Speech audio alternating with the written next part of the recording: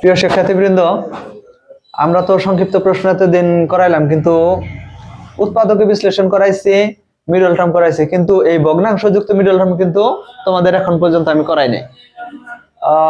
এগুলা যদি হঠাৎ করে এসে পড়ে তোমরা ঘাবড়ে যাবা কিভাবে আমরা এই সমাধানটা করব। তাহলে এই জাতীয় উৎপাদকগুলা কেমনে করতে হয় সেটা আমরা আজকে ক্লাসে দেখাবো। এখানে এই যে আমি উদ্দীপকটা লিখছি, এই জায়গায় তোমার প্রথমে আছে কি এক্স স্কয়ার অর্থাৎ দ্বিঘাত, তারপরে আছে কি এক্স, তারপরে ধ্রুবপদ অর্থাৎ তিনটা পদ আছে, অর্থাৎ আমাদের এখানে মিডল টার্ম করতে হবে। এখন মিডল টার্মের ক্ষেত্রে, ভগ্নাংশের ক্ষেত্রে এখন পর্যন্ত তোমরা অপরিপক্ক। এখন এই জাতীয় মিডল টার্ম করতে গেলে প্রথমে আমাদের কি করতে হবে, প্রথম এবং লাস্টের সংখ্যাটা গুণ করে নিতে হবে। যেমন আমরা 1/2 গুণন 1/3, এখানে 1/2 আছে আর এখানে 1/3 আছে। আমরা যদি গুণ করি তাহলে কি হয়, 1/3 দুগুণে 6।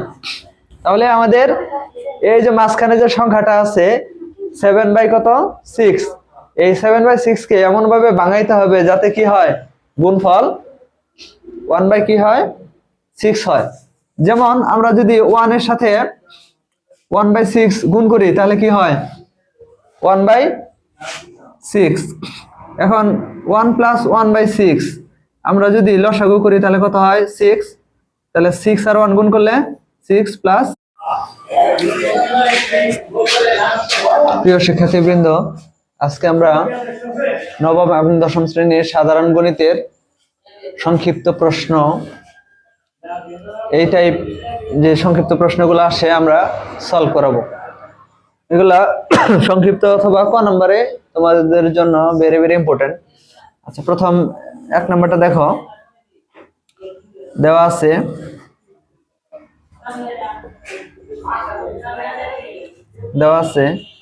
x + 1/x = 5। তাহলে এখান থেকে আমরা x² + 1 এর মানটা বের করে নিতে পারি। যেমন আমরা লসাগু করলাম, x হর আছে x, তাহলে x দিয়ে যদি এখানে মনে মনে আমরা 1 ধরি, তাহলে 1 দিয়ে যদি আমরা নিচেরটা ভাগ করি x দ্বারা, তাহলে x হয়, x আর x গুণ করলে x² প্লাস, আবার x আমরা যদি ভাগ করি 1 1 1ই সমান কত, 5। এখন আর যদি গুণ করি x² + 1 সমান 5 আর x গুণ করলাম 5x। তাহলে আমরা মান বের করলাম। এখন প্রদত্ত রাশি লিখি। প্রদত্ত রাশি x² + 1 + 4x। এখন আমরা যদি মানটা বসাই, যেহেতু আমরা মান বের করে নিছি, x² + 1 = 5x,